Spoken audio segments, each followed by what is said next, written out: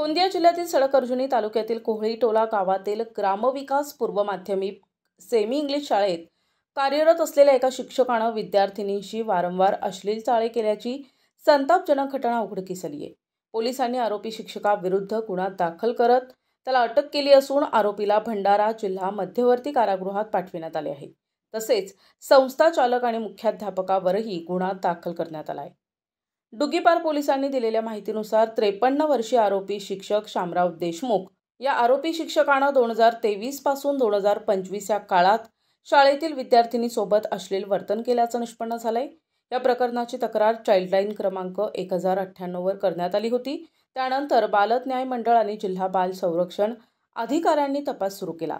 चौकशीत आरोपीचं कृत्य स्पष्ट झाल्याने 18 जुलैला डुग्गीपार पोलीस ठाण्यात गुन्हा नोंदविण्यात आला। पोलिसांनी तात्काळ कारवाई करत आरोपीला अटक केली। 21 जुलैला आरोपीला न्यायालयात हजर केले असता त्याला न्यायालयीन कोठडी सुनावण्यात आली आहे।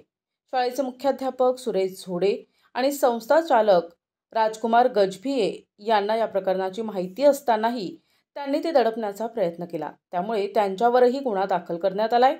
डुग्गीपार पोलीस ठाण्याचे पोलीस निरीक्षक गणेश वणारे यांनी प्रसार माध्यमांशी बोलताना जनतेला आवाहन केलंय की अशा प्रकारे गंभीर गुन्हे घडल्यास आणि नागरिकांना माहिती मिळताच मनात कोणतीही भीती न बाळगता पोलिसांना माहिती द्यावी। दिनांक 8/7/25 रोजी पोलीस स्टेशन डुग्गीपार येथे कुमारी पूजा डोंगरे समुपदेशक चाइल्ड हेल्पलाइन यांच्या फिर्यादीवरून कोहळी टोला येथील ग्रामविकास विद्यालय येथे शिक्षकाकडून मुलांवर विद्यार्थ्यांवर लैंगिक अत्याचार संबंधाने गुन्हा नोंद करण्यात आला होता। त्यानंतर तात्काळ लगेच दिनांक 19/7/25 रोजी आरोपी शिक्षक शामराव देशमुख याला अटक करण्यात आली होती। त्यानंतर या गुन्ह्यात दिनांक 24/7/2025 रोजी अनुसूचित जाती जमाती अत्याचार प्रतिबंधक कायद्यान्वये वाढ करण्यात आली असून त्यामध्ये 2 आरोपींची वाढ करण्यात आली आहे। आरोपीमध्ये शाळेचे मुख्याध्यापक सुरेश झोडे आणि शाळेचे संस्थापक रामकुमार गजभिये या 2 आरोपींची वाढ करण्यात आलेली आहे।